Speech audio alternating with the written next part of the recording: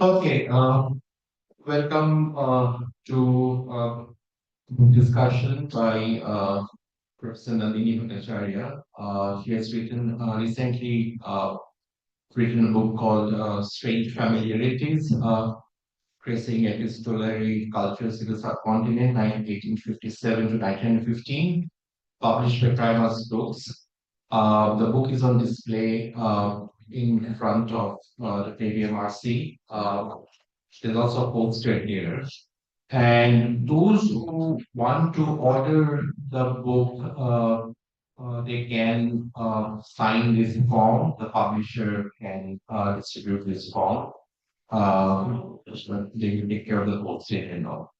The book is about the 19th century postal revolution in South Asia. It is an archive for epistolary culture in the second half of the 19th century and the initial decades of the 20th century, providing a glimpse into some aspects of cultural history. I invite Nandini Bhattacharya to take her seat. Uh, this is a norm for general seminars where all the speakers and discussants have to be introduced formally. So most of the biographies were shared by the speakers and discussants.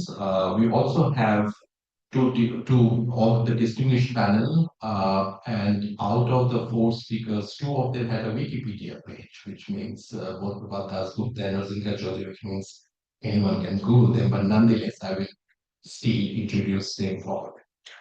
So Nandini Bhattacharya was a professor at the Department of English and Cultural Studies at the University of Burdwan.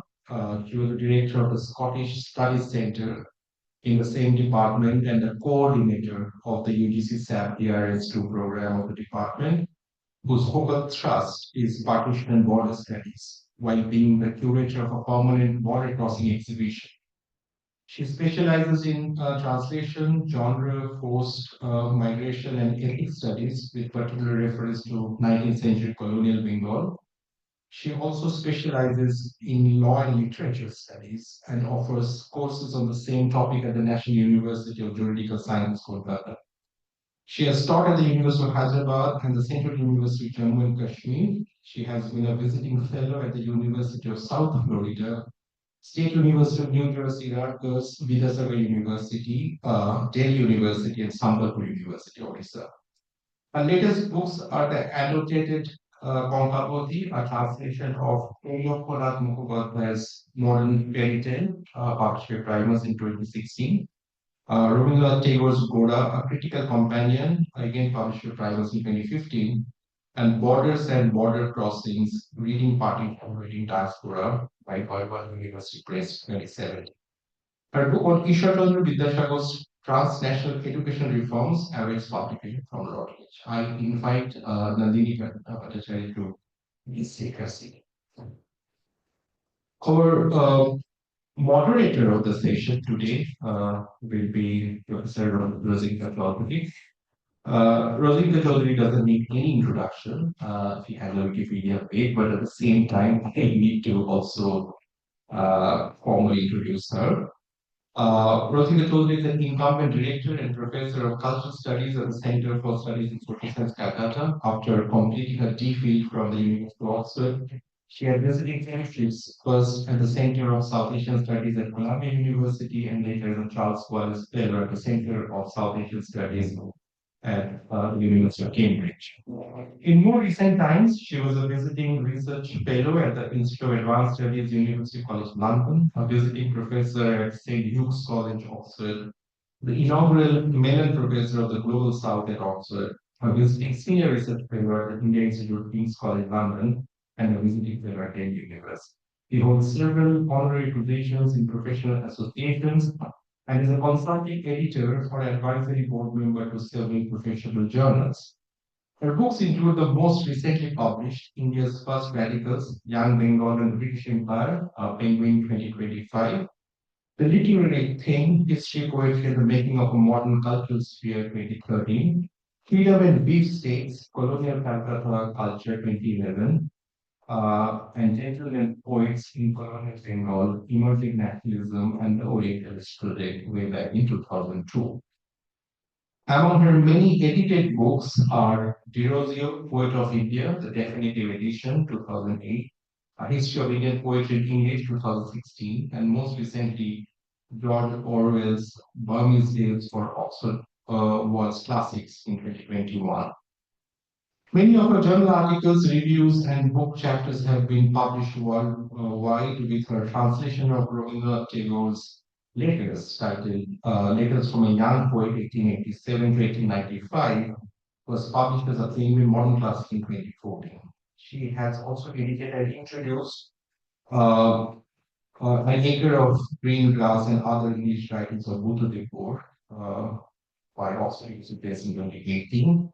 The Indian Post-Colonial Critical Reader, co-edited with Eleke Wimmer from Routledge in 2010, and co-edited with Bhattacharya, a series titled Social Science Across Disciplines. Uh, the series was published by the OUB 2019.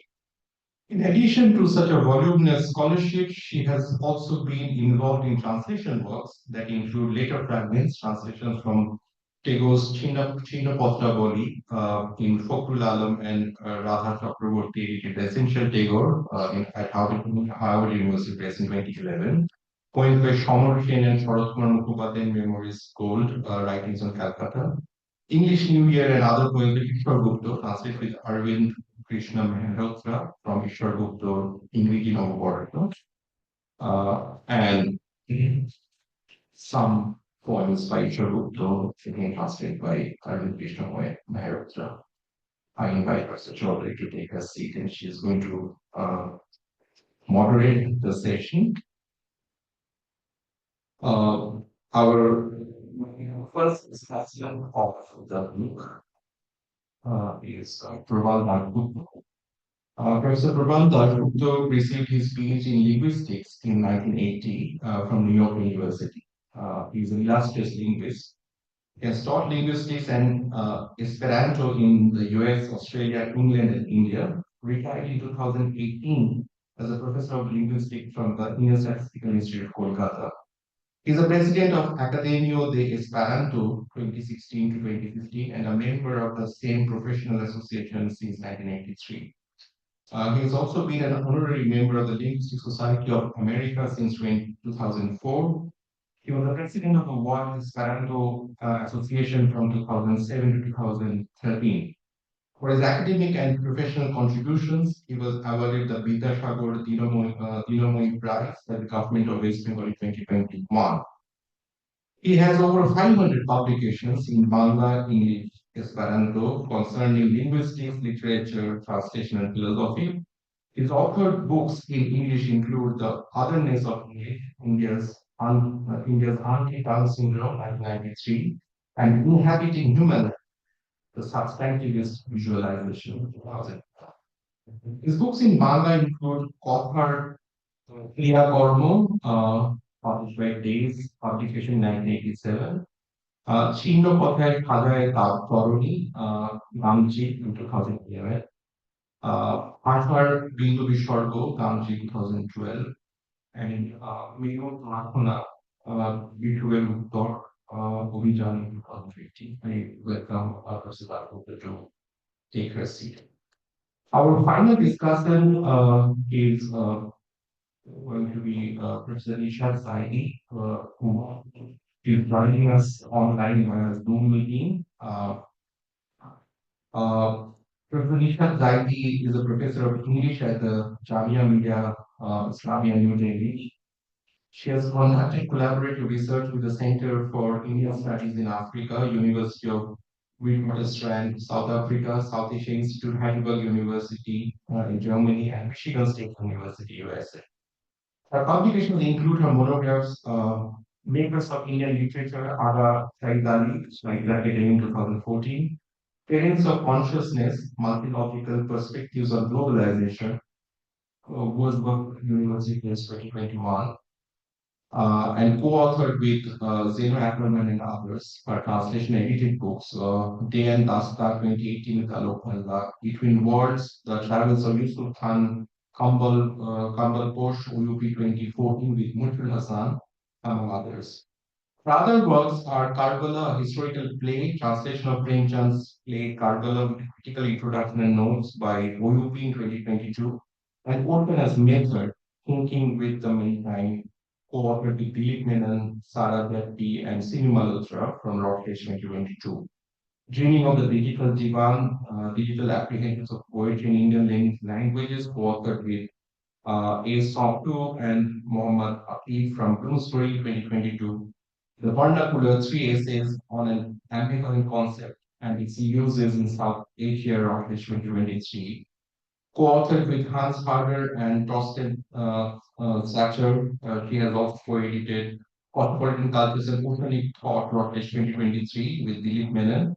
Gandhi in India's Literary and Cultural Imagination, Rockledge 2022 with Indranil Dasgupta. Literary Cultures and Digital Humanities in India, Rockledge 2024 with A. Song, Language, Archaeology, and the Vernacular in Colonial and Post-colonial South Asia, Taylor and France 2023 with Hans Harder. Voluminous scholarship for all the four speakers and discussants. We are going to have a substantive discussion on the book, and I hand over the entire proceedings of the event to Professor Vikajoli for it.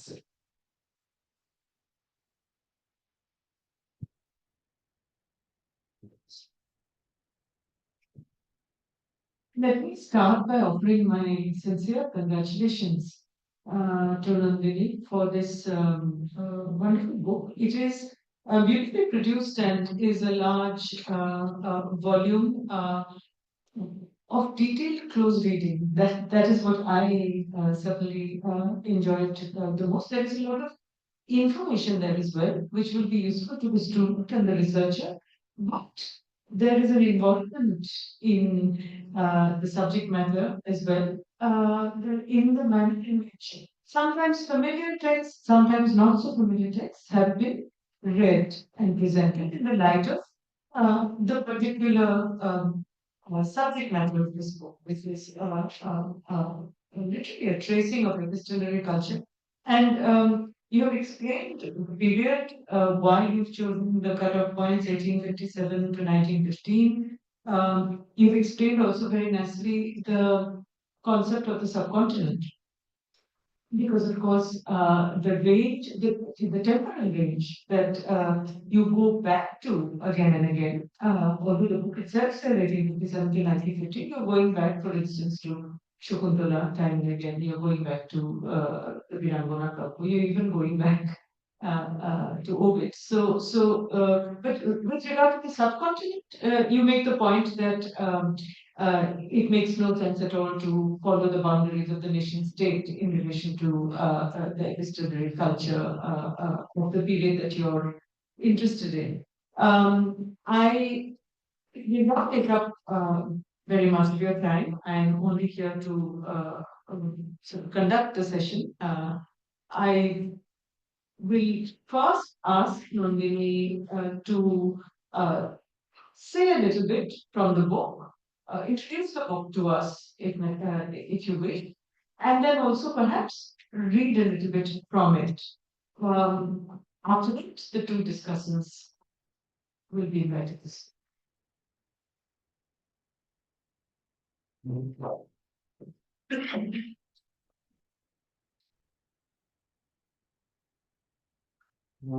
So thank you, Rasika. And I would also like to say that Strange Familiarities is dedicated to my husband, and he is here. And so that is the point that I would like to make. Uh, now, I would just like begin by explaining what I mean by epistolarities, or by epistolarity as it is a conceptual idea. By concentrating on epistollarity, one is focusing on those occasions wherever they may be found and when the creation of meaning derives from structures and potential specific to the letter form. This, I think, is a sort of workable definition. Right, so strange familiarities engages with the conceptual dimensions of epistolarity in colonial India. In other words, it deals with the expressive forms that are in some way related to the letter, such as the prescriptive letter, that is the kind of letters we write in offices, letter manuals, creative letters, intimate letters, letter poems, epistolary narratives, epistolary novels, epistolary short stories, politically significant letters, such as Tagore's letter to Lord Chelmsford rejecting his knighthood as a protest against the Jallianwala Bagh killings. And exquisitely creative letters, I think some of them are being translated by Rosinka, that were exchanged between Tagore and his niece Indira and collated as Chinnopatra. Now, the my basic point is that letters actually introduce, this word is not mine, it is Mark Frost's. It introduced a techno state. It introduced a new kind of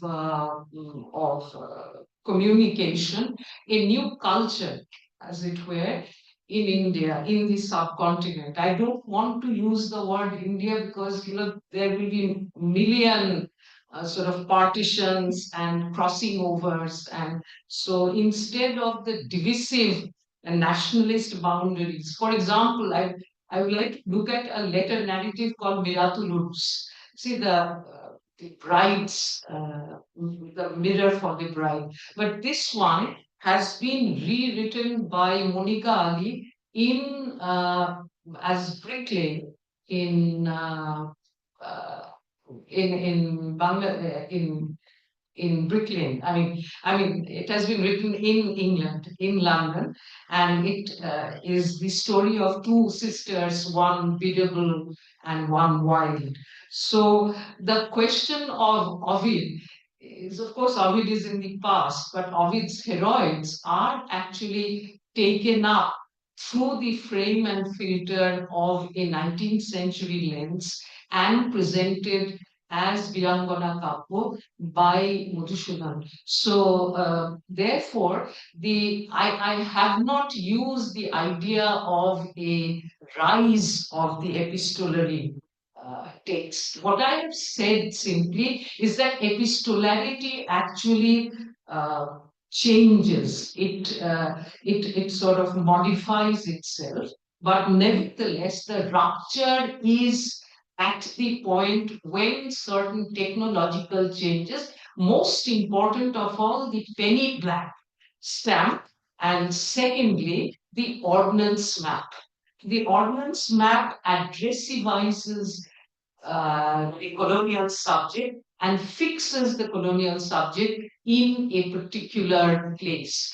That, I think, is a rupture, that is a change, and the ability to be part of a complex postal telegraphic system, that is a rupture that we should talk about, that we should be talking about. So this creates a crisis of destination within the colonial context, and it literally novelizes the 19th century. The letter creates certain spaces which are novellic. It also creates a public sphere of dialogue and exchange, and it also creates a journalistic sphere. So letters for me are equal to the novel, if I use the word novel in the largest possible sense, like Bhakti. Now, epistolarity in the subcontinent refers not to a rupture or a complete break with earlier modes of communication, but strange contiguities and reappropriations of older epistolary methods and cultures to suit the new techno state. All right, the coming of posts in Victorian England with the invention of the prepaid stamp changed the very idea of the European model. Derrida detects the postal service and communication technologies as a very motor of modern European economy. It is also the same for India. If you remember in Postmaster, that little story in Golpogucho, The post office is actually created to enable a Nilkor Shahid, a person who's dealing with indigo. So the entire business of Ratan and the postmaster is within that structure of a post office that has made in that distant place, because Nilchar and the concomitant the business cannot be performed without a postal system. So, yes, and also very important for me is the coming, 1839 is the postal revolution, the coming of the penny black, and 1841 is the making of the ordnance map. Now, we have never thought about the ordnance map with the kind of importance that we should have. Now, the ordnance map actually addressivizes people. Now, what does that mean for the colonial subject? It means an establishment of a system, the security and efficiency of which was inviolate and was comprised of post offices, postal sorting centers, dead letter offices, post boxes, carriers, horkoras who were later named postmen, renamed postmen. What the establishment of such a techno state meant was to affix persons to an address and map the subcontinent into addresses of every lane, tree, pond, and house. The Postal Act of 1839, followed by the Ordnance Map Act of 1841, was one by which people became addresses to which letters could be reached, and addresses became people to whom letters could be addressed. Now, such addressivity of the postal subject presupposed a vast network of road, rail, and waterway connections, an equally complex set of rules to write letters and post them, and an army of people trained to deliver them to the addresses mentioned or to preserve unaddressed letters to unlocatable people in the dead letter office. I have quoted from Leela Majumdar's uh, story where there is a ghost of a Horkora who actually keeps all the dead letters with him. So, and thereby the hero comes, the family comes to actually inherit some property which they had lost. Letters to women who must change their surname after marriage, submitting to gender norms prevalent in the subcontinent, or to children, or to dependents, or floating people such as those with criminal records and mendicants must therefore be sent in care of an adult. Remember, when you were young, your letters would come care of your father or somebody else. So the letter must be sent to someone with an address, an adult, property owning, respectable male who holds stable property or job. In Tagore's three Patro, letters written by Bindu, a wife and dependent, to Mrinal never reach, even more of a dependent, never reach. As Bindu is dependent, Bindu's self-immolation is prefigured by her malicious husband's families burning and destroying Bindu's letters addressed to Mrinal. They actually prefigured her dying. Mrinal's unnamed husband is the sum total of his Kolkata address, 27 number Makhon Boral Lane. And it is to this postal locus that Mrinal refuses to return. At the end of her letter, she not only takes leave of her position as a wife, but also her habitation at a particular address, which is both a colonial subjectivity as well as a patriarchal one. She prefers the expansive, de-addressivized beaches of Striketro instead. So such communication systems also presuppose statist checks and controls, devices by which seditious parcels and letters may be intercepted. The British Post and Telegraph system were sorely tested by the mutiny or uprising of 1857 as miles of telegraph poles were uprooted, post offices burnt, and the British postal system bypassed by word of mouth communication and supposedly indigenous unleavened bread or chapati. I also take this opportunity to pay my deepest condolences to a person who worked on the telegraphic system. Um, and who also worked uh, on this subject, though he did not look about into the intimacies.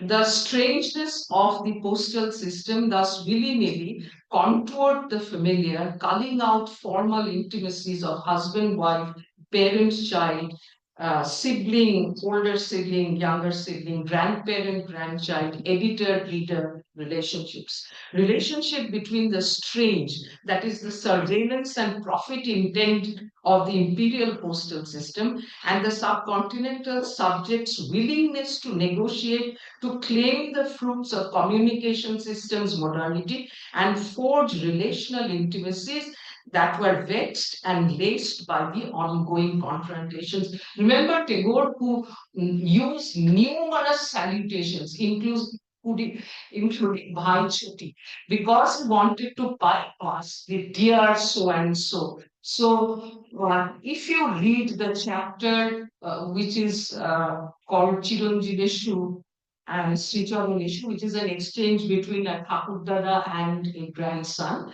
then you will see how the ways uh, of exchange are also a debate about how the salutation, the way in which we sign off, how they are also they are also an insight into the changing relational patterns of 19th century. So let me end here. This is a period that sees the rise of the penny post, varied postal technologies that in turn aid and abet print revolution.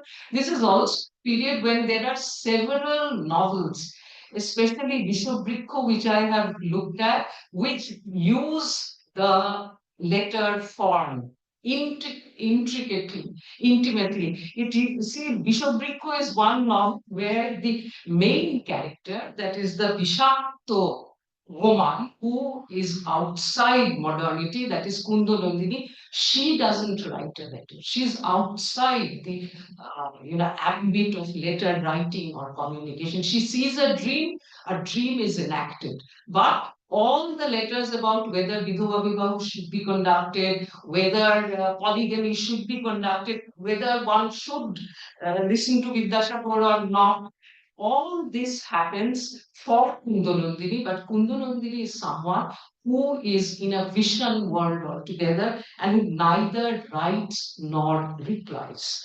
All right, so it is so the birth of a lettered subject who is also defying the letter would, I think, be Mrinal, someone who addresses the letter to 27 Makunbaral Street Lane, but who also de-aggressivizes herself.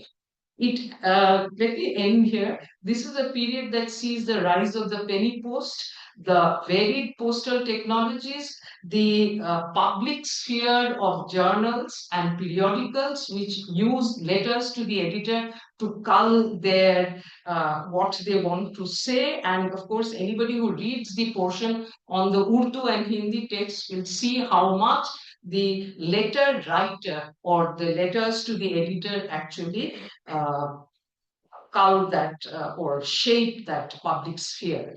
And in turn, aid and abet a print revolution. It anticipates the electronic communication revolution as being productive of global economies. Our sociability, our very intimacies were the product of a techno state of the colonial modern, and hence the creation of strange familiarities. Thank you.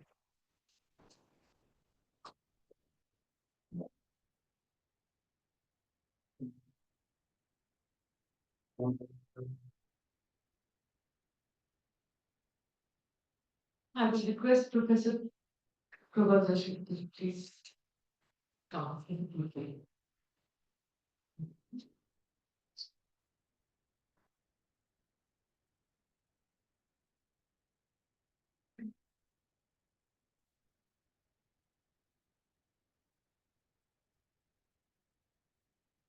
Salutations include expressions of gratitude. I'd like to begin by thanking Nandini for arranging for Rosine Model to invite me. And I'd like to thank you all for being present, those who are here and those who are correspondents through the Zoom system, since correspondence is a polyvalent concept. So the thank you is a way of addressing those of you who are in the event, but since this is being recorded, one is also addressing those who are absent, and that is part of what happens. And writing itself addresses people who are present in the sense of being invoked, and also one is indirectly addressing those who are not invoked, but those who are going to have access to the document. So it's always complicated in these ways, regardless of whether one is under a particular techno-state regime or the regimes of antiquity from which Ovid and the other letter writing traditions that Nandini refers to originated. There was a thought that somebody should represent the Bengali data, the culture of Bengal in the commenting that should be happening now. This is something which I'm much less qualified to do than my father would have been.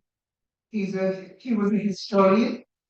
It's his centenary year, by the way, Arun Dasgupta, and he was concerned with letters, both as a producer and recipient of a huge number of letters, and as somebody who read, edited, studied letters throughout his professional life in archives ranging from Bengal to the Netherlands. He had to learn how to read the handwriting of 17th century Dutch sailors writing from the East Indies to places in the Netherlands so that he could read them. Remember, nobody is going to type it out for you when you go to the archives in The Hague.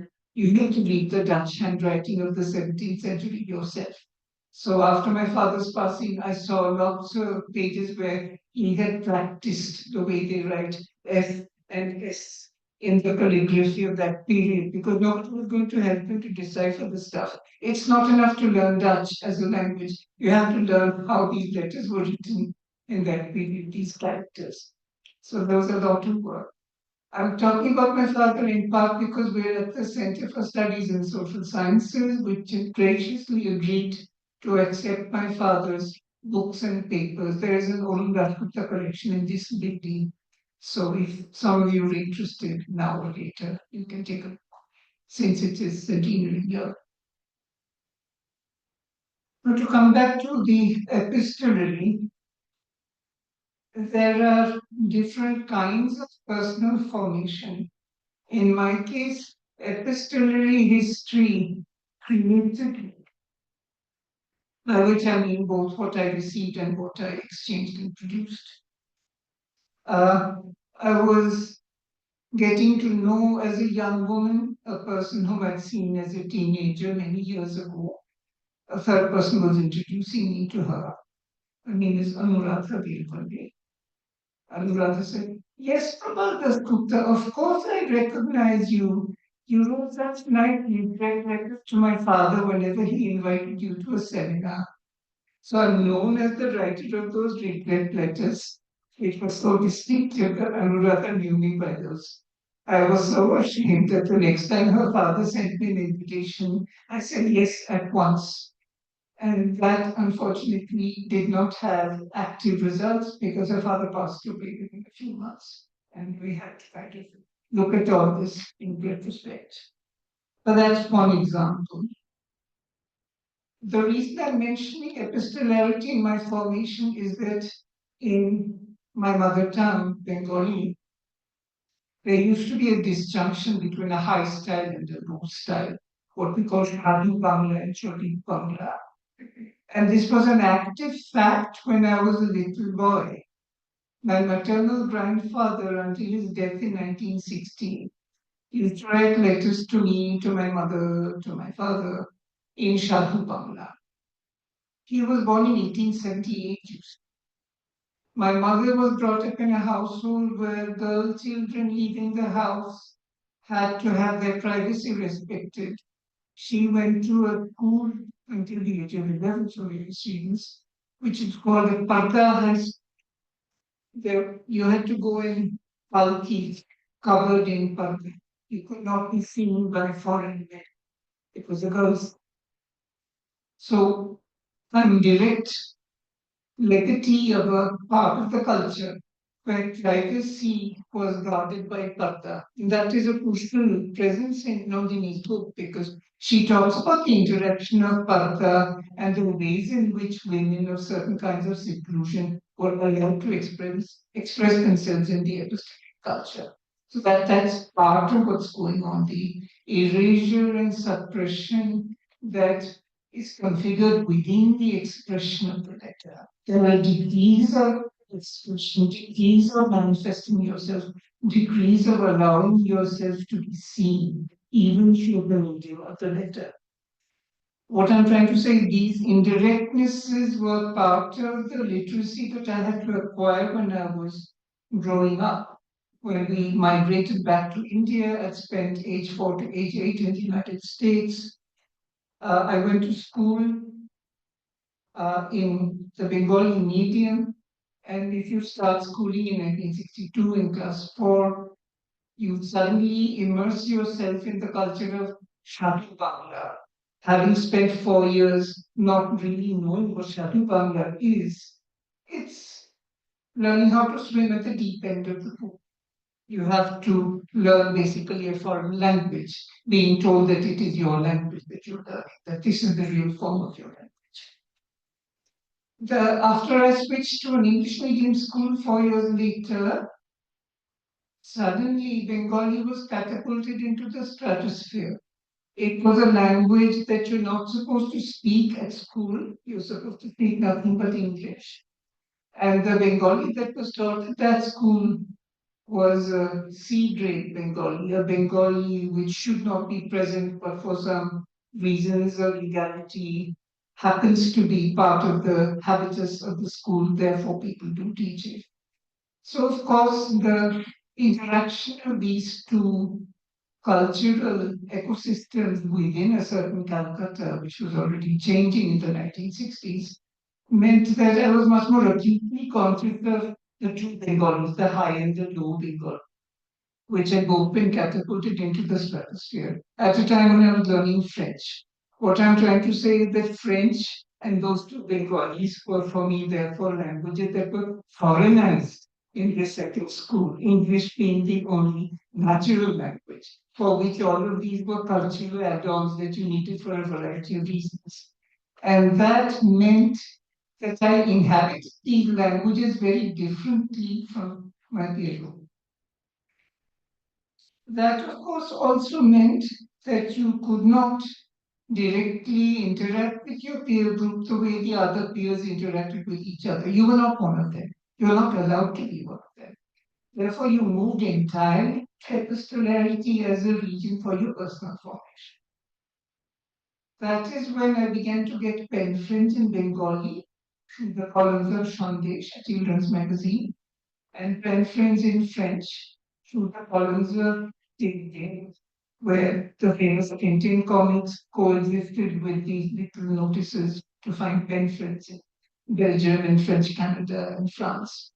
So the years growing up spent writing letters back and forth in French and Bengali to people whom I would never meet in person. There was one exception, but the exception is not the point. I'm building up to the point that recently somebody I know won a major prize. Somebody else whom I know wrote me a letter, an email, saying, will you please convey person who won the prize my congratulations. I did not do so because I realized that to do so would be to tell the prize winner there is this person whom you don't know. Here is a quick biodata of the person, and I hereby convey to you the fact this person would like to congratulate you, but is feeling bashful and wants me to do it instead. That would have been very complicated. I'm offering this case study because this is the kind of question that arises in letter writing. It's the kind of question that if one wants to be pretentious, you call it an aporia. It cannot be resolved. There is no imaginable right answer to the question, should you or should you not pass on this congratulatory message to the person who has won this prize. I'll now move to something more substantive than these autobiographical ruminations on the margins of Nandini's book. When you're reading such a book, if you're as closely formed through epistolary as this reader, you can't really help but think of yourself. So I have subjected you to this. With some apologies. There is a certain assumption of the grand narrative that one strand of postmodern work directly identified as the preeminent to be opposed. The main reference, of course, is to Lyotard, but to some extent this is true of every major postmodern thinker. Now that anti-grand narrative needed to be deflated. And two of these deflations have been available to me with a certain visibility, a certain direct visibility because of who I know and who I've associated with. The first was a PhD done by Srividya Natarajan on dance at Kalakshetra, supervised by Tejaswini Niranjana. And Vidya was rebelling against what she saw as Teju's postmodern add-on to the feminism whose essentiality Vidya recognized, but she refused to accept the postmodern add-on because she thought of it as a superfluous anti-drug narrative, which Vidya said does not contribute to the work that one is trying to do. When Aniket Zawade arrives on the scene as the examiner of this dissertation, he raised a spectacular question at the defense. He said, why had made 1947 such a big signifier in your dissertation about Indian dance, about Kalakshetra and so on? And Vidya looked puzzled. She said, surely 1947 is obvious. Aniket posed a question. Had you been writing a history of the Indian gramophone industry, would you see 1947 as a dividing line? Did anything serious change when 1947 happened to the Indian gramophone industry? And that's when Vidya began to see that the history of dance is not necessarily politically divided and configured in the way that her dissertation sees it as. One aspect of the Viva, which I recall for the present context, is that by the time the Viva happened, Aniket asked a question about a particular chapter. Vidya said, if I recall, I don't mention it in that chapter. Thereby, she was highlighting the fact that if you have a dissertation in defense 1 year after you've submitted it, you no longer remember what you wrote. And you're forced to say, if I recall, perhaps I didn't do it in this chapter. It is impossible to retain a large text in the sense of retention that examining and scrutinizing systems imagine that we are able to do. Many of the people present, and even some of you absent, have watched the television serial called Friends. One crucial point in Friends is a letter by Rachel to Ross. If you watched Friends, you remember that the letter was interminably long, and Ross falls asleep trying to read it and doesn't really get a sense of what Rachel says in the letter. So at the end, Rachel said, well, what is the answer? And Ross says, yes. He doesn't understand what he's saying yes to, but the consequences of this fatal yes that Ross says go on for, I forget the entire season, I remember correctly. So a long letter is similar to a PhD dissertation. I say this to emphasize the point that examination answer scripts are letters of a very peculiar kind. Children, as they enter the examination system, imagine that they are writing letters to the teacher. And the teacher has to gently explain to them with a lot of handholding, you're not writing to me. You're writing to an imaginary other person who is not me, this particular flesh and blood teacher in front of you. You cannot take for granted what I know and don't know. You have to imagine that your interlocutor does not know what you're talking about. And you have to explain the material as you would to a wall, to a non-human presence. That entire form of writing is transmuted in things like the PhD dissertation. And to bring us back to what we're doing in the form of Nandini's book, who is the book addressed to? What forms of knowledge or ignorance are we assuming on the part of the imagined readership when we write such? This brings me to a discovery I made while I was teaching doctoral research methodology in Hyderabad at university, which Nandini later inhabited for a year. I had just been to a very important seminar on women and mental health organized by Bhargavi Dava. Bhargavi was bringing together mental health professionals and feminists. And for one entire day, the two sides talked past each other. They were having fights practically on the podium. At the end of the day, I said, Bhargavi, your effort has flopped, hasn't it? I mean, you wanted there to be a dialogue. She looked very excited. She said, on the contrary, about the effort is hugely successful. I used to go to each side and find that they don't understand the other side. And I was simply hitting a brick wall in both places. I wanted them to discover each other's opacity. And on the second day, I believe they would start talking. And she was right. On the second day, they started talking, and Amita Gandhi came out of that. A whole bunch of dialogues came out of Bhargavi's effort to make feminist women talk to mental health professionals and see that the other side does not see what it's trying to do. And then I realized this is what you do in a PhD dissertation. Each chapter is about one of your constituencies. And in your multiple chapters, you're trying to do a Bhargavi. You're trying to make parts of your audience that normally cannot talk to each other face the fact that they cannot talk to each other and force them into a dialogue that is not going to happen in the real world. That is what the thesis is writing. Nandini does this in her book by bringing epistolarity from different languages and different regions of India together and different periods of history, which cannot be seen on the same screen unless she makes this special effort to do so.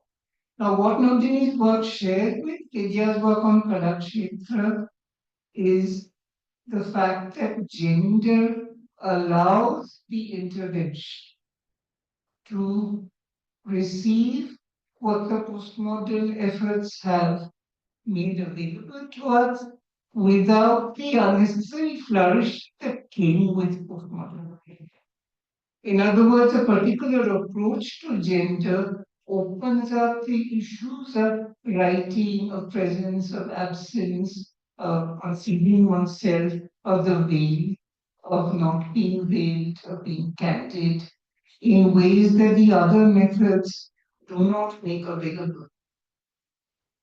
In my reading, the kind of work I do, it's very important to think of the bifurcation of Bengali into high and low, the diglossia, as it has been called, in a different way, a way that doesn't simply take it for granted that the high is associated with the powerful top of the pyramid and the low with the powerless bottom of the pyramid, but that there are other possibilities of upward and downward conversation.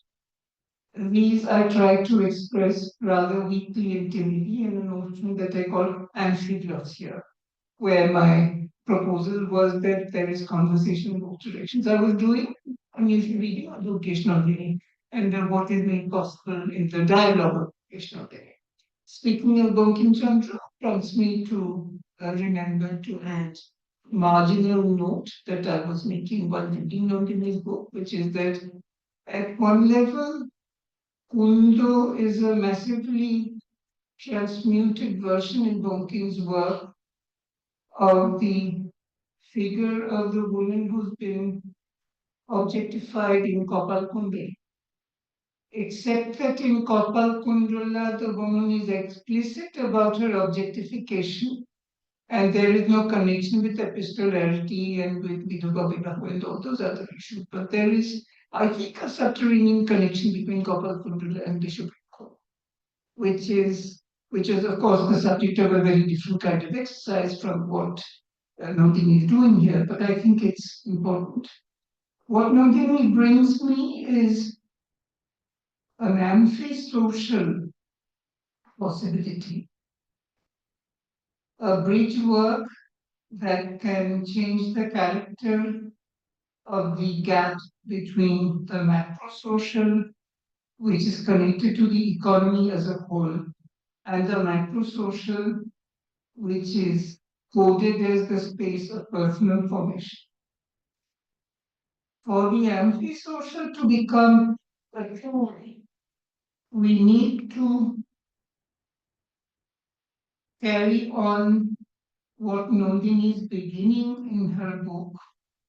She's staging an alternation between what I could call domestication from below and appropriation from above, by which I mean that the power system expressed through the format of the institutions and the personal growth and nurture arrangements which use these institutional availabilities in ways that enable persons to nurture other persons and survive in this instituted and inscribed world. This material has been described in one canonized way in, for example, the writings of Jane Austen, where you find strategies of survival around the institutions embedded in the way she has her speech acts appropriate these institutional availabilities in way that the patriarchy does not have room for, which is why Jane Austen's novels are not the kind of novel that Bakhtin can write about. Because Bakhtin, if you look at Bakhtin's bibliography, if you look at the books that he deals with, he has to depend on multiple Saussurean norms appearing in his novel. That is the way Bakhtin stages his notion of heteroglossia, of a novel being the site of more than one language. He has no room for the questions of intimacy that gender forces you to raise, and that Jane Austen's writing, for example, it's just one iconic example. There are other women writers one could also refer to for this. Raise in the body of their novelistic work. Some of Jane Austen's work, of course, is directly epistolary. And that, of course, must have been part of what made Nandini think about issues in a certain way. So she doesn't invoke Austen as a presence here.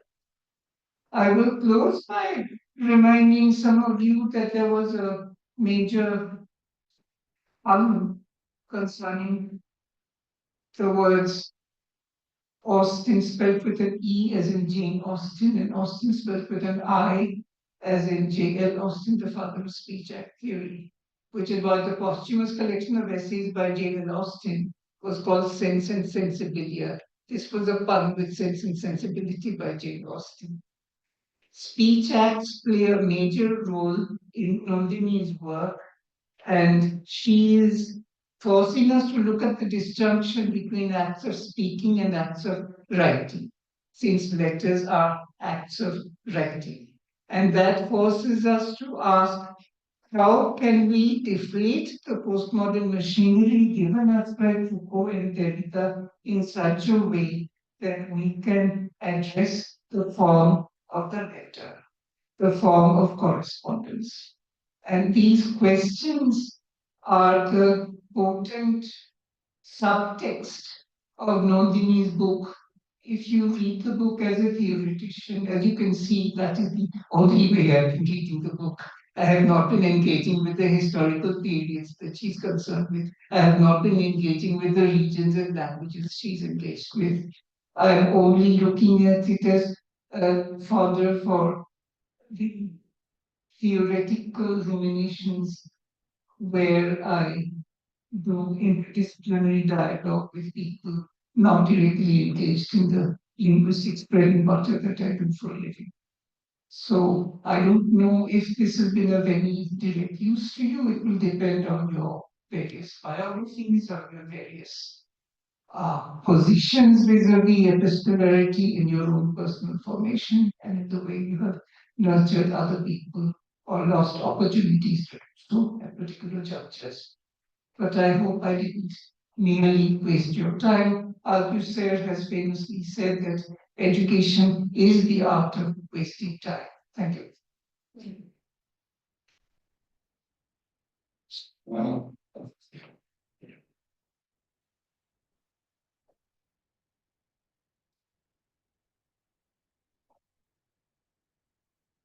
I would now like to request Professor Nishad Zaidi to join the discussion.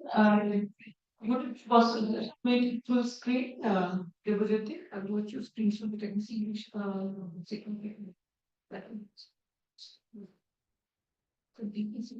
Professor Zaidi, can you hear us? Are you there? No.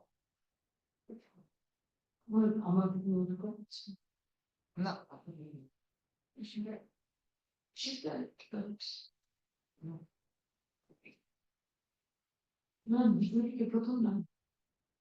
Yes, there. We can see you now. Would I take the full screen for that? Yes. Welcome, Professor Zaidi. The floor is all yours. No, you're muted. We can't hear you. Just unmute yourself. Where is it? Oh, we need to unmute.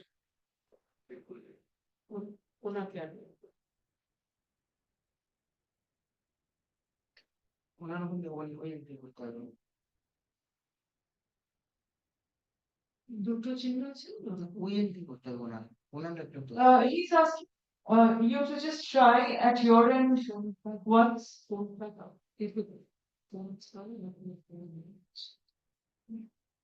She can hear.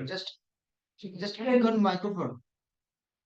If you can just click on that red sign at the that one.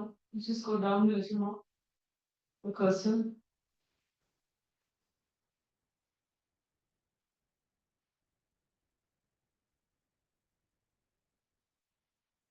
Yes. Host disable করে রেখেছে নিশ্চয়ই শোভিক মধু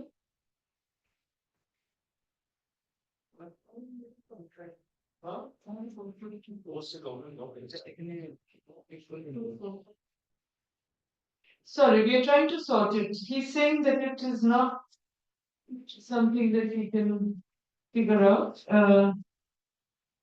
Host is not allowing to unmute. এই ছবিটা click করুন first one minute ওখানে ওই যে উপরে যেটা আছে এসকেপ করুন হ্যাঁ ওই যে ফার্স্ট ওয়ান ক্লিক করুন Now it's there. Thank you. Oh, very good. Okay. Please go ahead, Professor Bhatta. Thank you so much, Professor Chaudhary.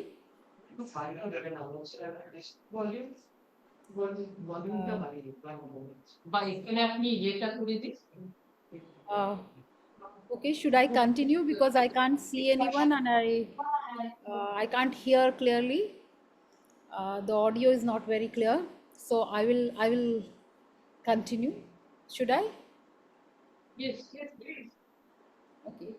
Thank Yes. you. Yes. Yes. First of all, I'd like to congratulate. Go ahead. Thank you so much, Professor Chaudhary. Thank you. Um, I would like to congratulate Nandini Di for writing this brilliant book. Um, and also thanks to the organizers and the publishers for hosting this event and also letting me um, speak on the book, about the book, and giving me this opportunity. So thank you, everyone. Um, strange familiarities. When I got the book and I started reading it, my first response to the book was, it's a very chaotic book. And why wouldn't it be when the ambition is, the scope is so ambitious? uh, because the book wants to trace the epistolary cultures in the subcontinent. At least the cover page promises that it is going to trace epistolary cultures in the subcontinent from 1857 to 1915. That is a span of about half a century. But as you get on with the book, you realize that clearly the author is not satisfied with this half century, period, and the scope of the book is much wider than that. It tries to trace the trajectory of epistolary cultures in the subcontinent, across the subcontinent, for almost a century. So obviously it's a huge field to cover. But as you read the book, as you go along, you realize that both empirically as well as theoretically, the book is a sound contribution to our understanding of epistolary traditions in India. First, I would like to talk about some of the points that I found extremely, interesting as well as significant when it comes to the contribution of the book towards our understanding of modernity, structures of modernity, subjectivity formation, especially under the colonial regime and or during and after colonization. Uh, the book actually tries to look at epistolary culture not only in terms of literary tradition or in terms of the letters that were written or the content of the letter, but the book also is an examination of evolving postal technologies and the cartographic structuring of Indian subcontinent. So it attempts to read epistolary culture in conjunction with the postal technologies and the cartographic structuring of the subcontinent, that is mapping of the subcontinent. Now we know that mapping of the subcontinent has played a crucial role in the evolution of what we call modern Indian languages, or what scholars have called landing of languages, and the way languages came to be connected with specific regions, or geographicity was in a way attached to languages. So once we begin to read epistolary cultures in conjunction with these formulations, it becomes very interesting, and that is what the book primarily aims to do. So it looks at epistolary culture and the role it has played in subjectivity formation or self formation, class formation, and genre formation. If I can sort of sum up the three main thrust areas of the book, to my mind, it would be these three: how epistolary cultures have framed subjectivities, how epistolary cultures have contributed to the evolution of genre, and how epistolary cultures have contributed to class formation.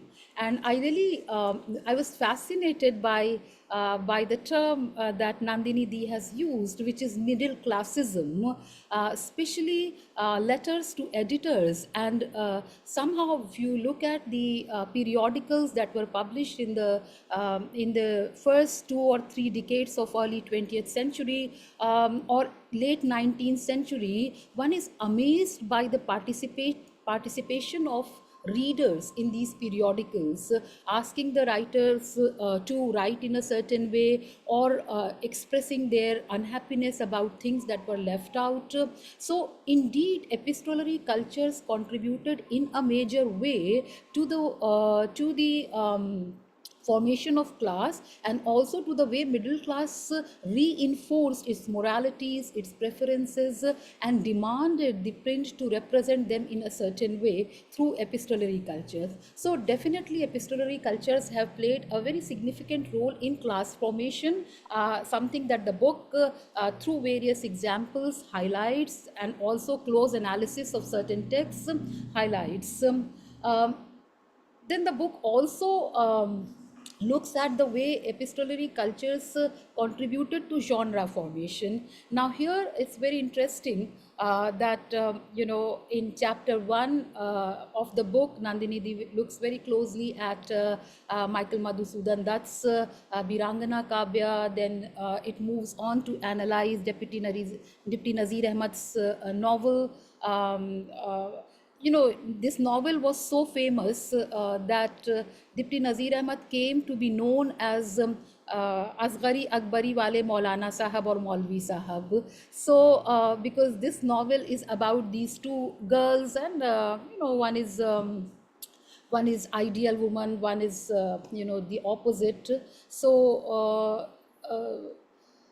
Now, interestingly, in her analysis of this novel, Nandini Di again departs from the dominant readings of the novel. Usually, the novel is seen as a continuation of reform literature and read in the light of reform movement at that time. But Nandini Di looks at the novel and reads the novel in the light of the need for communication after the mutiny, and she therefore focuses on the letters that frame the narrative of the novel. So it's a very interesting take on novel. One can have a longish discussion about it at some other time. Then she moves on to read very closely again, very interesting Hindi text, Devrani Jethani Ki Kahani, which is now available in English translation, but has been discussed by the likes of Kumkum Sangari in great detail. A very significant, a very, very interesting text. So she has looked at how epistolary cultures, is present in these works, what she calls Bania, writings. Then she looks at Bengali novels, Bankim's novel, then the letters and petitions of Ishwar Chand Vidyasagar, and then finally she looks at Tagore's work. So this is the structure of the main book, but the book also has a very substantial appendix, and the appendix, the literature which is included in the appendix, both in terms of translation, because you find here the translation of first part of Birangana Kavya, and also the translation of Dehlavi's, a short excerpt from Dehlavi's letters, Mia Biwi ke Khat, and most interestingly then Nandini comes to the more contemporary, engagements with letter in terms of a detailed analysis of Monica Ali's Brick Lane, which I found extremely interesting, because the book begins by promising that it is going to look at these 50 years or half a century. Then somewhere in the introduction itself, she breaks that promise, and she says that it is going to look at a century. And when one comes towards the end of the novel, she's already talking about contemporary manifestations of epistolary culture in terms of emails or other digital media, letters that were read out on the radio. So it's a wide expanse that the book attempts to cover. The scope of the book is huge, and still it is very impressive that Nandini Di has been able to draw our attention to some extremely important aspects, or ways in which letters relate to, the framing of modernity in India. Um Now, beyond this, beyond what is there in the book, if I can, sort of add some of my own observations based on the work that I have done. For example, in the opening chapter, Nandini Di mentions Mirza Ghalib. Now, when it comes to Urdu, Mirza Ghalib is, one of the iconic letter writers, and one of the major contributions of Mirza Ghalib's letters, which were published in his lifetime, he sort of participated in the publication of these letters because he, for the first time sort of saw the literary potential in letters. So Ude Hindi, as a compilation of letters, was published in his own lifetime. He asked his friends to sort of contribute by bringing in or contribute, their yeah, by bringing in their letters, and so that the book could be compiled.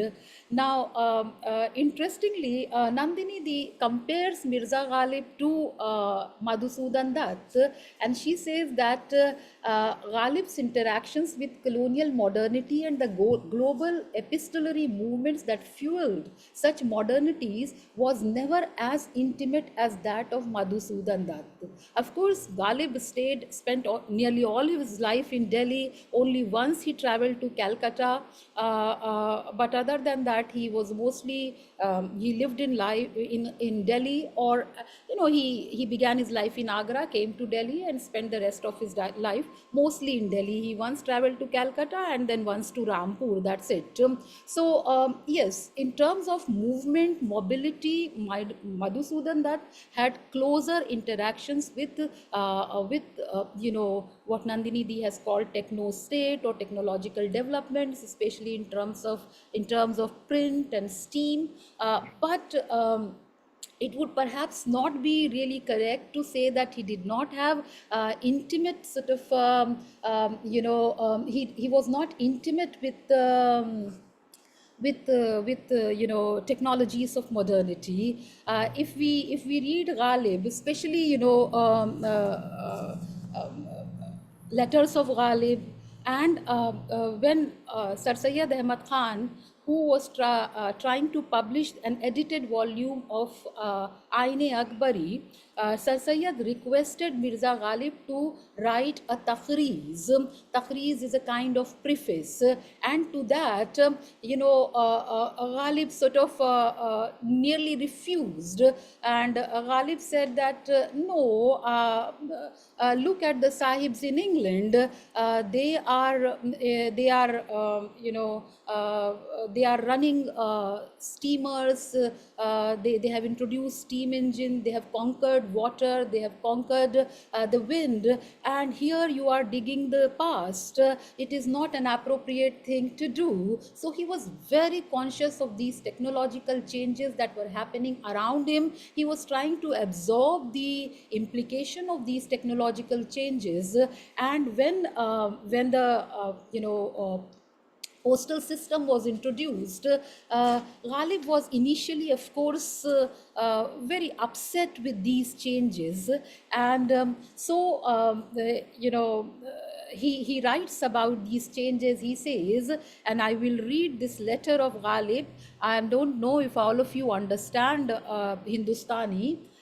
मगर अंग्रेजी डाक का हाल कहिए, नहीं मालूम क्या बंदोबस्त जदीद हुआ है, बिल्कुल डाक का इंतज़ाम एतमाद जाता रहा. So while postal system was considered to be more scientific, someone who was used to older system of letter exchange found this a kind of rupture, found this unreliable. He says, आगरे के ख़तों से भी सुना जाता रहा है, अगरचे मेरा कोई ख़त अब तक तल्फ नहीं हुआ है, मगर वबाए आम में बचाव कहाँ. In this general epidemic, who can be saved? Then another letter he writes, खत लिखकर अजराहे एहतियात बैरंग रवाना किया. So he decided to send off the letter without the stamp.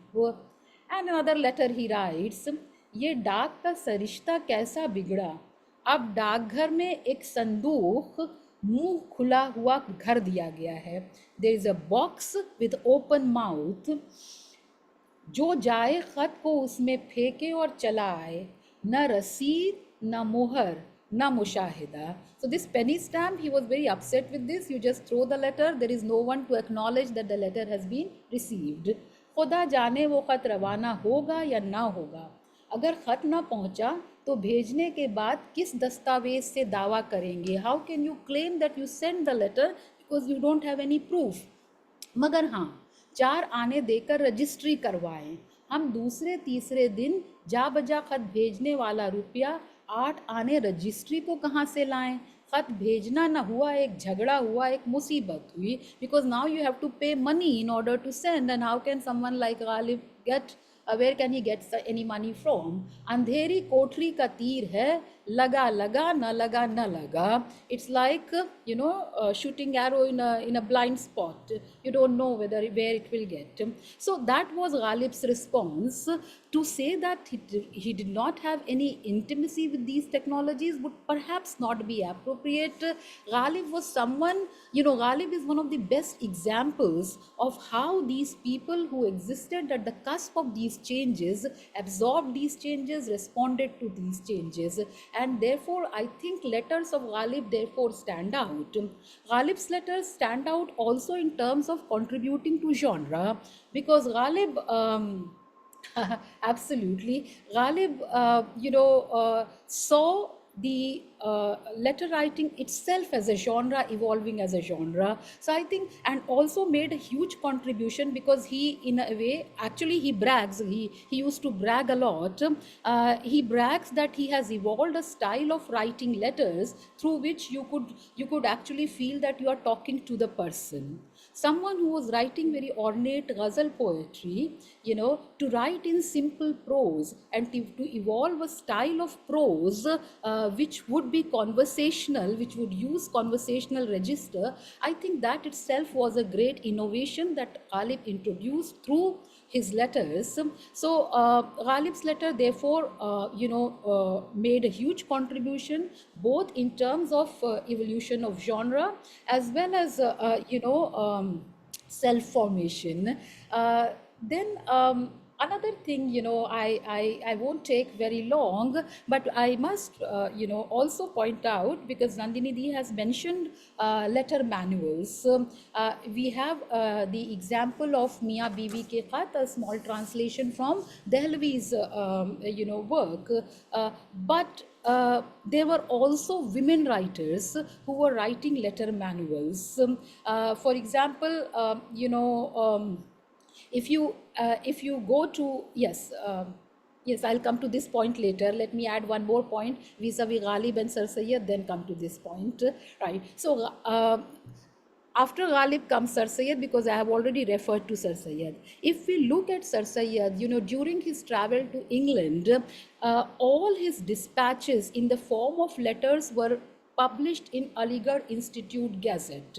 So it's actually the letter and the postal, technologies that fed into the growth of print technology in India. So Sir Sayyid used to write letters from London about his various experiences in London to his friends like Raja Shiv Prasad and others, and those letters were regularly, or the editor of the Aligarh Institute Gazette, and those letters were regularly published in the Aligarh Institute Gazette. They were published in the form of a book much later by Ismaili. So and Sir Sayyid was not alone in doing so. There was huge curiosity, there was great curiosity about the rest of the world, as during the colonial, especially late 19th and early 20th century. So not only these intellectual periodicals, or the periodicals of the reformers and intellectuals,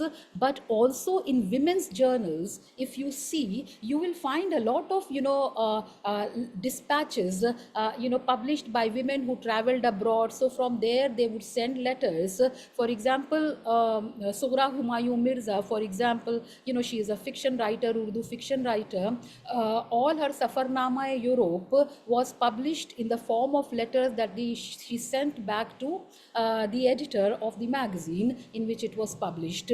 So why was there so much of interest in these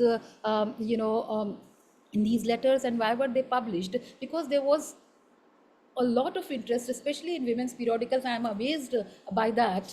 In women's periodicals, if you see, and I have some examples before me. In Tehzeeb-e Nisma, for example, in Shumara 022 in 1928, there is an essay on Japan mein औरतें और ख़वातीन मिस्र और Holland की औरतें और ख़यालाती मालूमात. So these kinds of these kind of essays were published, and who are the writers of these people who had traveled then sending letters? So of course letters did play a significant role in enunciation of modernity in India. And yes, so coming back to Sohra Humayun Mirza again, and my last point, this would be my last point. There were women writers of these manuals, letter manuals, and I find Sohra Humayun Mirza's manual very interesting, where she this book is called Tahrirun Nisa, and she says, and the subtitle of the book says, मस्तूरात को ख़तो किताबत सिखाने के अलावा और बहुत से काम की बातें. And this was published in 1937, and in the preface she explains the need for this kind of writing. She says that now with communication, mobility, people have to move from one place to another. Not only men but women also have to move from one place to another, and therefore these women separated from their relatives, from their near and dear ones, have to write letters, and therefore it is important for them to learn how to write letters. She says that समंदर में पुल का काम करता है. So letters act like bridges across oceans, and she says that it gives the lutf देता है as though you are talking to relative, face to face. So those aspects of epistolary are extremely significant. Nandini's Dee's book does talk about reform, does talk about how letter writing became a means to educate women, but that women were participant in this reform is also an aspect that can be highlighted. So at the end, I would again like to emphasize that this book is extremely significant, because I haven't read a book of this sort on South Asian epistolary cultures, and it in a way folds in many books in one book. On each aspect that Nandini Dee has touched, one could write one full book. So I'm sure Nandini Dee will continue work in the same direction. Congratulations to Nandini once again, and we hope that this is just the beginning of many more books from you on epistolary cultures. Thank you so much.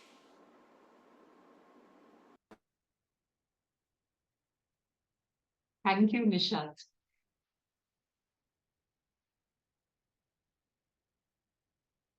Thank you so much, Professor Zaidi, for that very interesting take on today's book.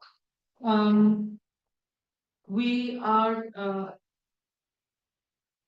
more or less within time. We have time for a discussion. I will throw it open to the audience. If anybody has a question, please raise your hand. But to start the discussion, to get it going, right? So one thing I wanted you to say a little bit more about was this art. The Bengal, Hindi, and then the Northeast provinces as well. So there, yes, but you specifically mentioned the Northwest provinces. So naturally there is an arc that is carved. I'm presuming South India is not part of it because of language constraints, or why not? Maybe there is a further reason for that. So that's something I was very curious about.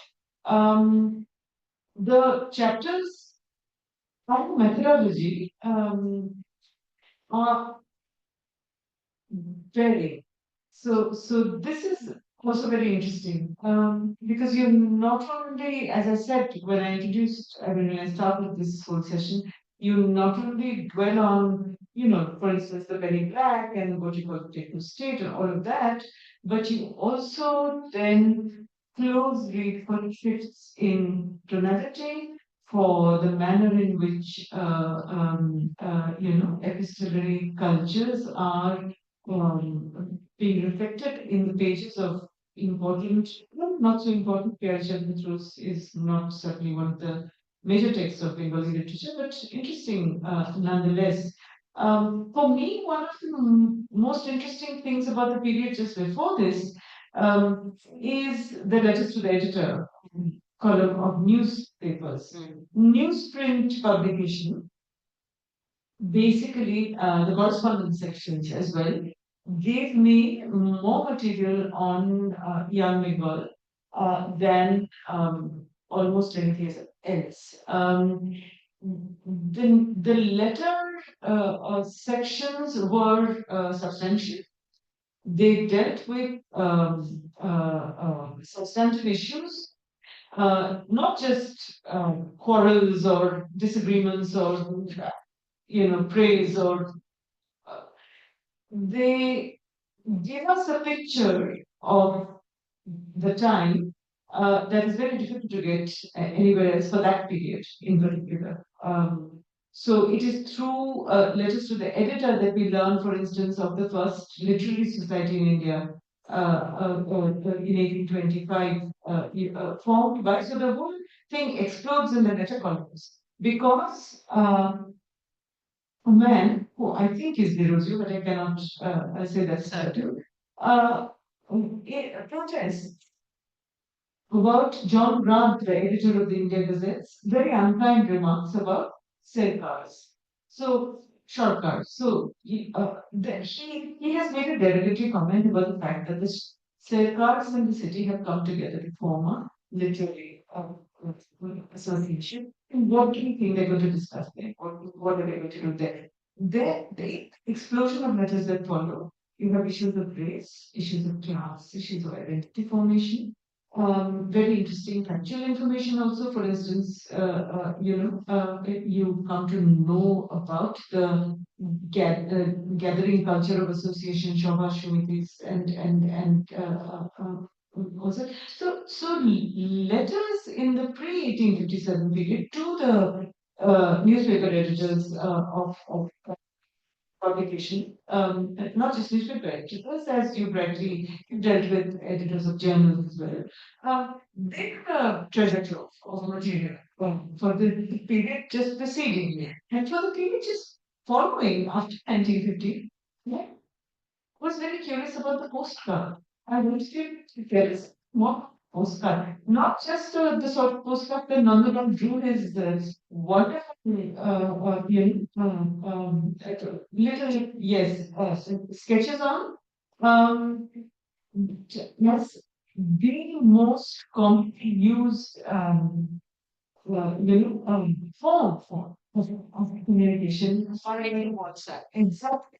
My maternal grandmother, for instance, who was a widow with 8 children to feed, never used anything like a postcard because it was a cheap form. And the one in which you could sort of, condense all your concerns and send it on almost on a daily basis. Really good to. So I was curious if you tell us a little more about the before and after in these various aspects. Much. I mean, it's quite another 2 volumes. I think. Exactly. So, please, Nandini, I will show. Yeah. Now, about the art. About the art, yes, I mean, this book has been refused by many publishers because it was so large. But I have repeatedly said that these are the three languages I know. I mean, I can't say that I know Urdu, but I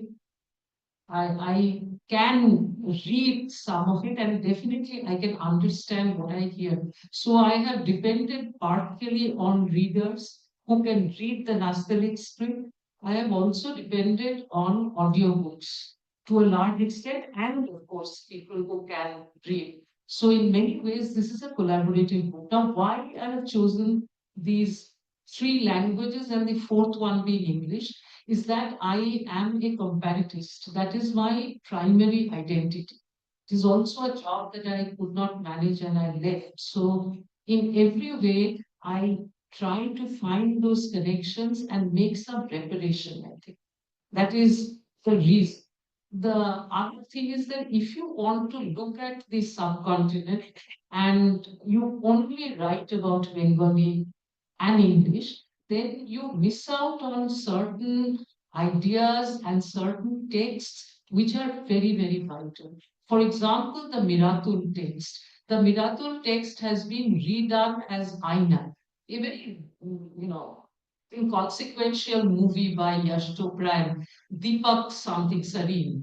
So the Beatable Girl and the Wild Girl. So there are so many, of course, Park TV, Geo TV, Hum TV, Bangladesh TV, they have all redone Mira, especially with the Biddable and the Wild Girl coming from UK as Sarah and Becky.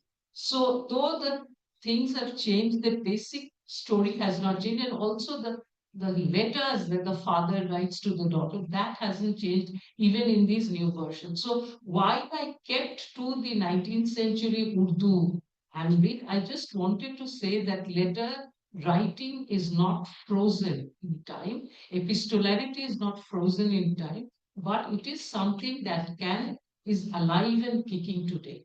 The postcard has changed to the WhatsApp, and of course, you even have a WhatsApp novel by No Friend But the Mountains. This is by Kanafi, I think, who was in the Manus Islands as a prisoner.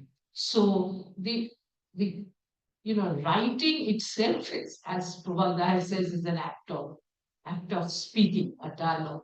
So that was the reason. Plus, I can read Hindi quite well. So I was fascinated by the two texts which Vasudha Dalmia has looked at. One is Pariksha Guru, which is like a sort of, Robinson Crusoe, the first novel. And I have also looked at Devrani Jethani Ki Kahani, which is a Mirat uh, redoing. So these are very interesting for the woman's subjectivity formation. So how could I look at Mrinal without having looked at Akbari and Asgari and say Bhanali and Devrani Anandi. So I thought that they were working more or less at the same period. And if I could use my language skills, so to introduce such a book, there will be other scholars who take up, as Professor Zaidi has so nicely said, and I knew this Khalid thing was coming at me.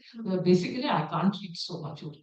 So somebody will surely write an epistolary text on Khalid, on the various women who wrote their letters from their travels. So that will be another travel narrative. There are so many in them. So as a Bengali, I think there is not much Gaurav in only working with the text. So I was a little, all a little more brave. So some, foolishly so, most of the times. But with the Hindi text, I think I got it right because Hindi is something I can write and read. So that I think is the answer. And I have nothing to say about postcards. One of the kind of postcards we always received was from my Baba's insurance agent. This was a Vijayar postcard which we always get. It has now been replaced because I'm 65 and I am in possession of some money. Very little, but people have understood. So now they write me WhatsApps about whether I want to buy so and so land in Chandigarh, and they also send me Vijaya WhatsApps. So that's all that I would say. Nandini, there was just one thing about this miracle. Yes, yes, please, please.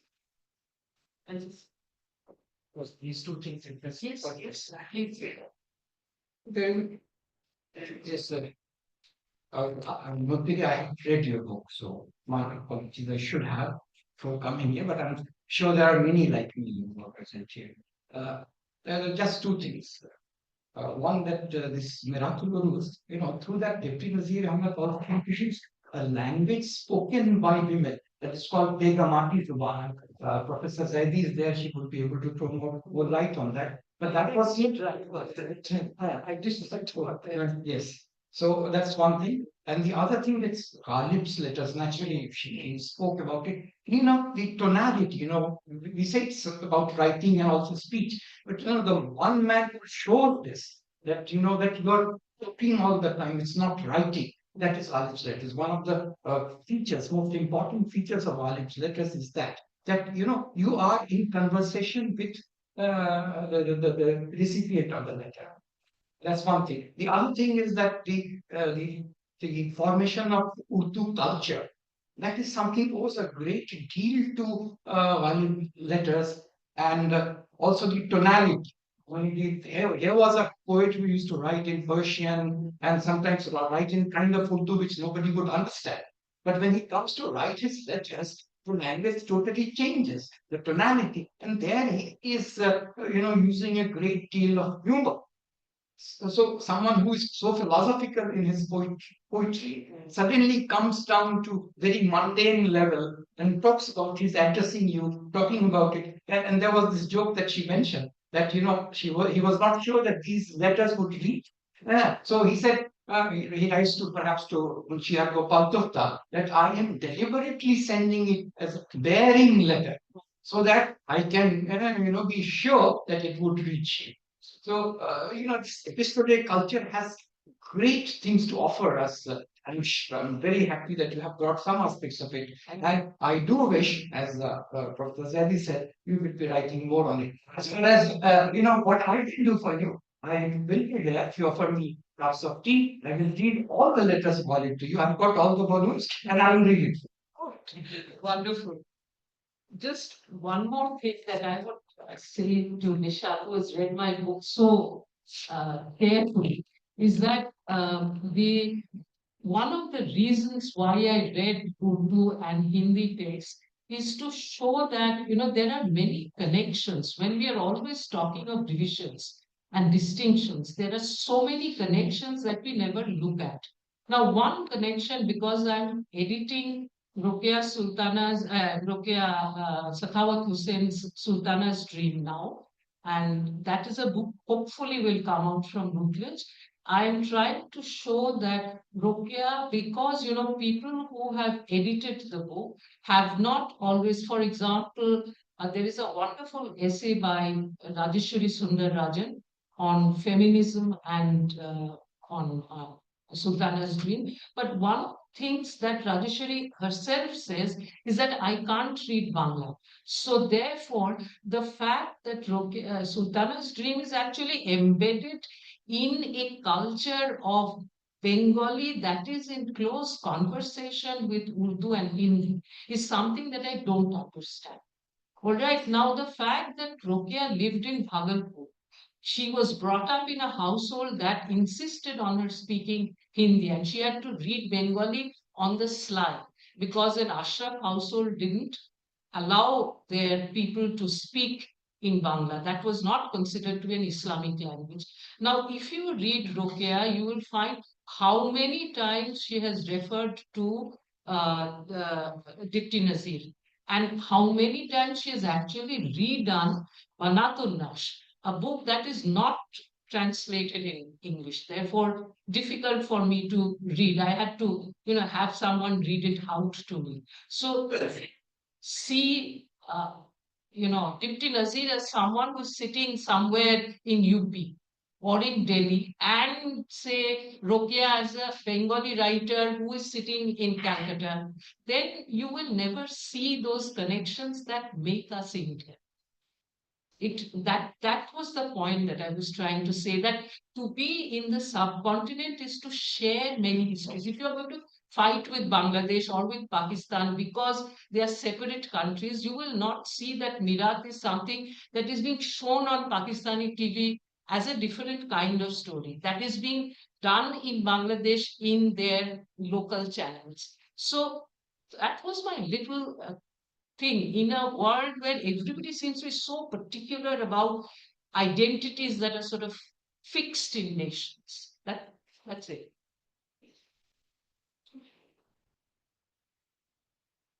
Any further questions from the audience?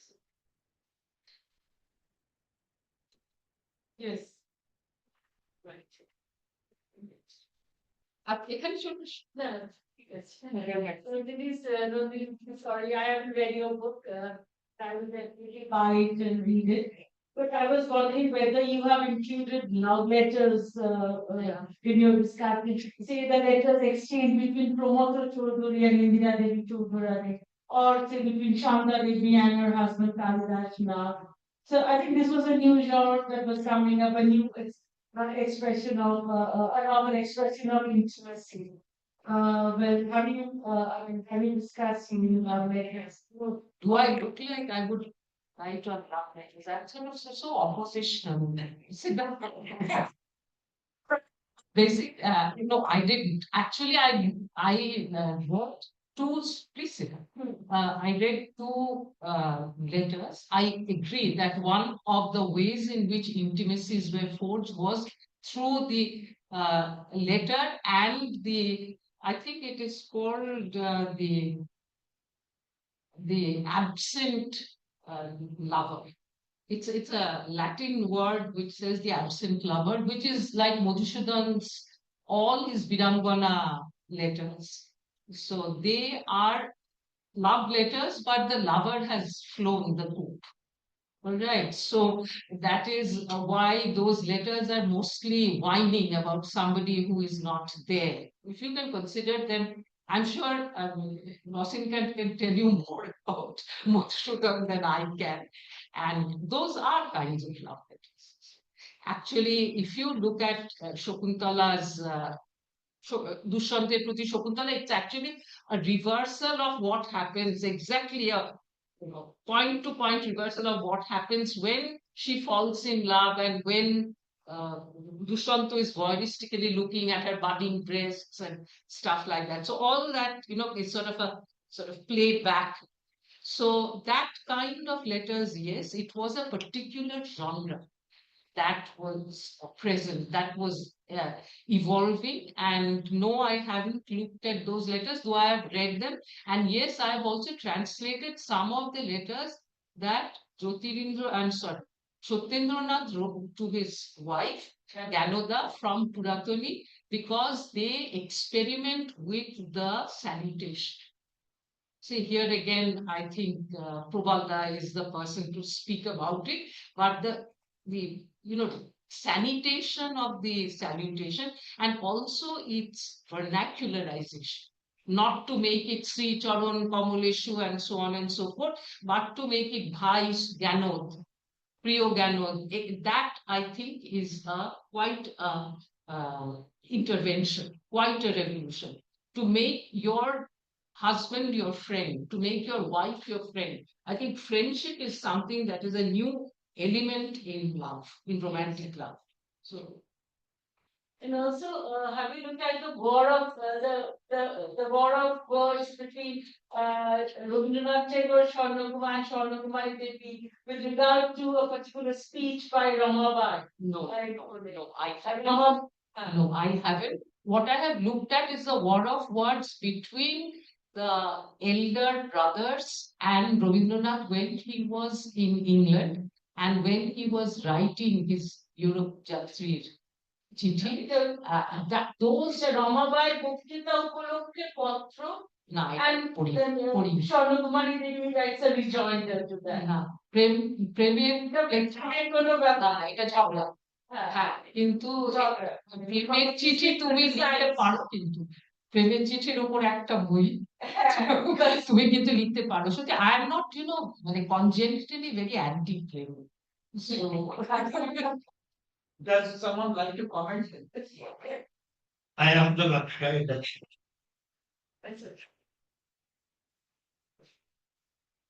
Thank you.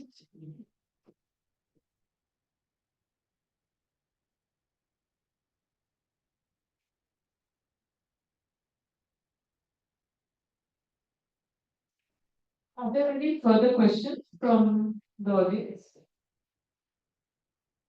Yes, there's someone in the back.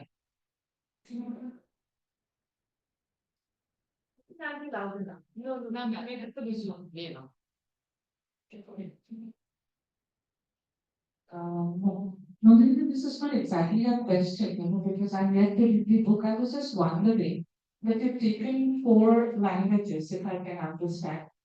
These languages in terms of expression, in terms of the tonal quality of the expression, they are temperamentally very different. And therefore they come with a kind of a cultural ethos. So when you are, looking at the women writing in these 4 languages, do you think it is also creating the idea of different kinds of women and their different responses to different social issues? Because I think not all of them become equally concerned about, one issue. Is that also happening by any chance? Yes, it is happening. There are different class positions. For example, the Baniya woman Anandi, and say the wife of a feudal or a landed person of 27 number Bakurwaral Street, that is Mrinal. Surely subjectivity formation would differ, considerably differ, even when one is writing in Hindi and the other is writing Marathi.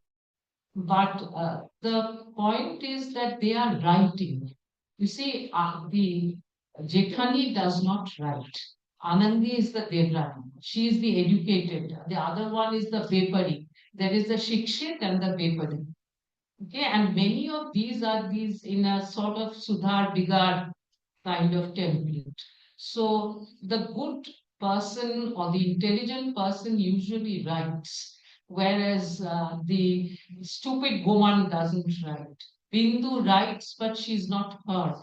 Remember that Rabindranath himself wrote many letters with great enthusiasm, but they were never posted because the Munshi understood that these are not to be, money is not to be wasted on letters, because his mother was very frightened that the Russians would come and invade India.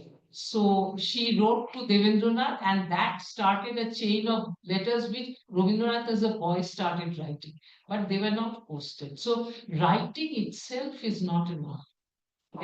There has to be a systemic connection to this writing and receiving of letters, which is fairly expensive and which is produced by power, which is produced by a state system.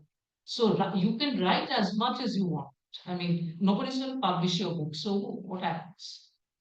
So you see, it is that system that I was trying to talk about. The system that produced our Dagbari, where many readers would write about what an Sharif Muslim woman should be talking about, what she should be. So these kinds of often these were self-written letters. It was the editor himself who was writing these letters. মনে আছে ইয়েতে মানে বলেছিল bullet depot ওই যে শুভ মুহূর্তে যে চিঠিগুলো, যে ওই চিঠিপত্রের পাতাগুলো তো বুলেট ডিপো, ওটা নিজেরাই লিখে নিজেরাই উত্তর দেয়। But by that you create some sort of a space where this identity formation, class formation, gender suppositions can be. Let's interject before the next question. May I say something? Because it is lost. I just wanted to make a point about letters being sent, not sent, and therefore not read. in his book Reflections on Language, Noam Chomsky is addressing the question of whether language is used primarily for expression or primarily for communication. And one example he gives is that every year I, Noam Chomsky, write a letter to the Income Tax Department of the United States, in which I tell them why I will withhold a certain part of my taxes in protest against the Vietnam War. I'm absolutely sure that not a single soul reads these letters. Why then do I write them? Because I'm trying to prove that language is for expression, even if it is not for communication. Now, these letters are sent, Nandini. They even arrive at the address of the Internal Revenue Service. If Chomsky is quite right, nobody's going to read them. They will see that it's by Chomsky, they don't read them. Right.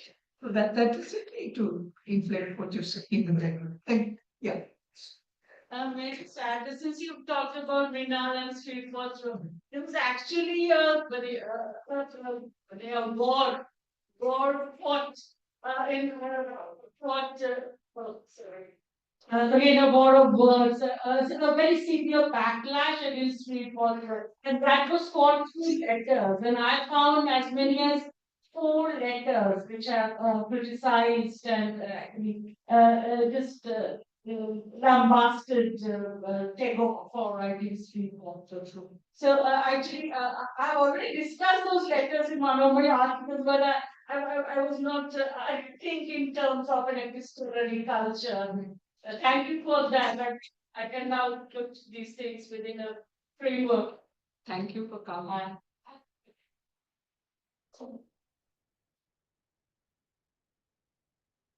Rina, you can come here.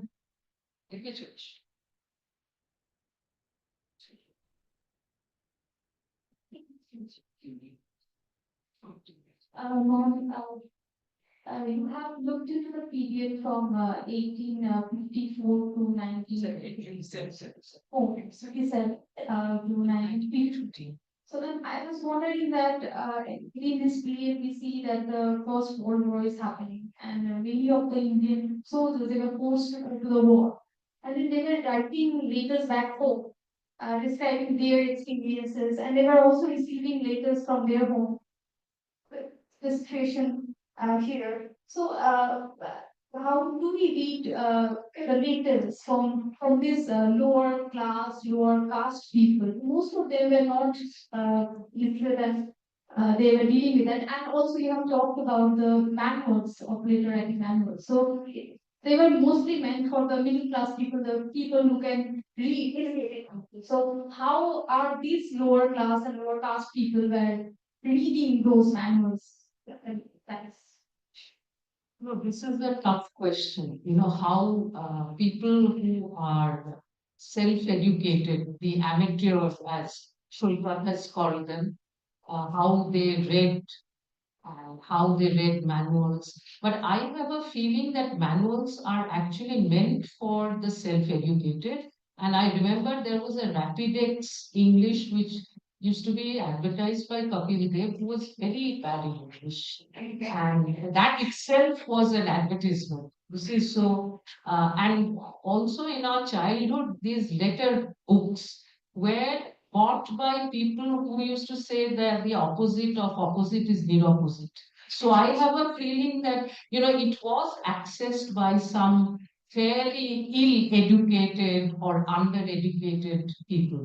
আসলে সর্বশিক্ষা অভিযানের পর থেকে বামফ্রন্টের তো সবাই একটা মোটামুটি literacy তো করেছে এটা একটুখানি তো সেটা দেখতে হবে কিন্তু of course people are very illiterate and they are doing their PhDs and they write to that Jane Austen's Darcy's proudly.